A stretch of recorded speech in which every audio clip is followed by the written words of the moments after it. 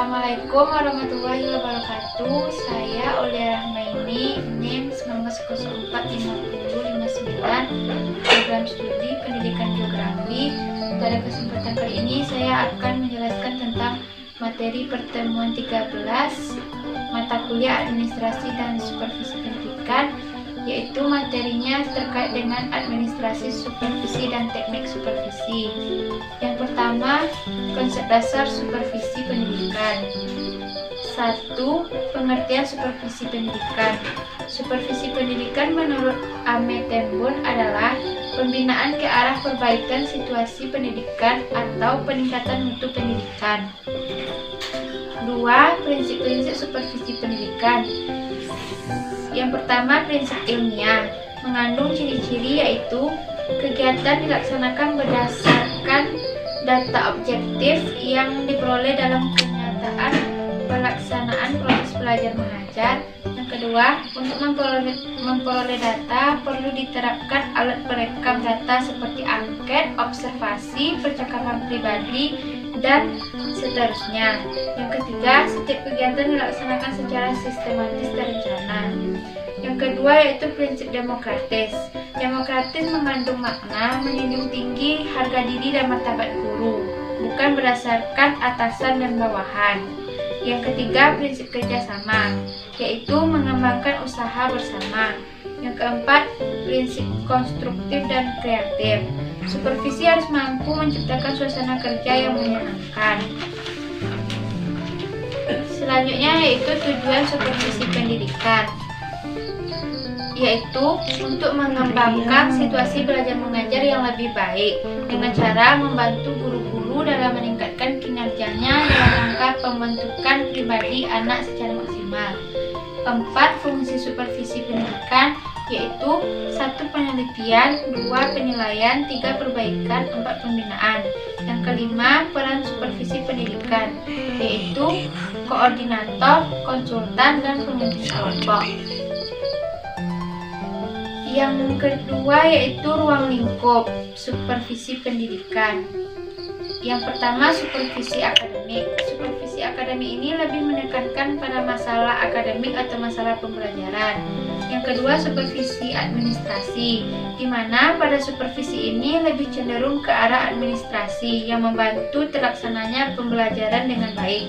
Yang ketiga, supervisi lembaga, di mana supervisi ini dimaksudkan untuk meningkatkan kinerja sekolah dan nama baik sekolah yang akan dapat meningkatkan kualitas sekolah. Yang ketiga yaitu prinsip supervisi pendidikan. 1. Supervisi harus konstruktif dan kreatif. 2. Supervisi harus dapat mengembangkan segi-segi kelebihan pada yang dipimpin. 3. Supervisi harus dapat memberikan perasaan aman pada anggota-anggota kelompoknya. 4. Supervisi harus objektif dan sanggup mengadakan self-evaluation. Yang keempat, peran kepala sekolah sebagai supervisor. 1. Melaksanakan penelitian sederhana untuk perbaikan situasi dan kondisi proses belajar mengajar. 2. Melaksanakan pertemuan individual secara profesional dengan guru untuk meningkatkan profesi guru. Yang ketiga, menyediakan dukungan dan suasana kondusif bagi guru dalam perbaikan dan peningkatan mutu proses belajar mengajar. Yang keempat, melaksanakan kerjasama dengan guru untuk mengevaluasi hasil belajar secara komprehensif. Yang kelima, menciptakan teamwork yang dinamis dan profesional. Yang kelima yaitu proses dan teknik supervisi. Yang pertama, proses supervisi pendidikan. 1. Perencanaan. Perencanaan supervisi diatur oleh supervisor agar pelaksanaan dapat terarah.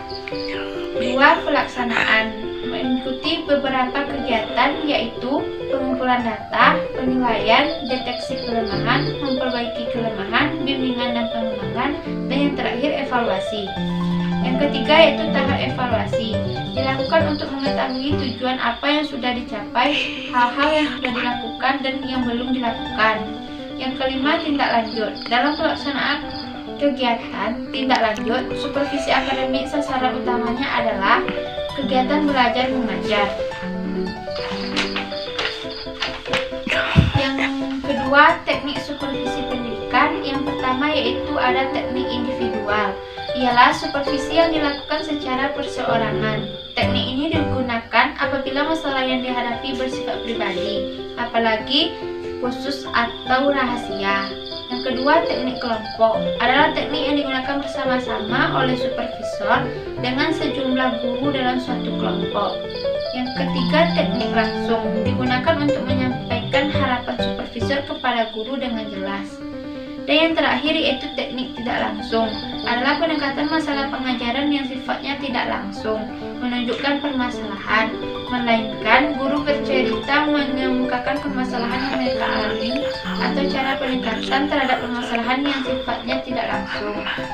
Sekian pemaparan materi dari saya terkait materi pertemuan 13 yaitu administrasi supervisi dan teknik supervisi. Mohon maaf jika banyak terdapat kekurangan. Assalamualaikum warahmatullahi wabarakatuh.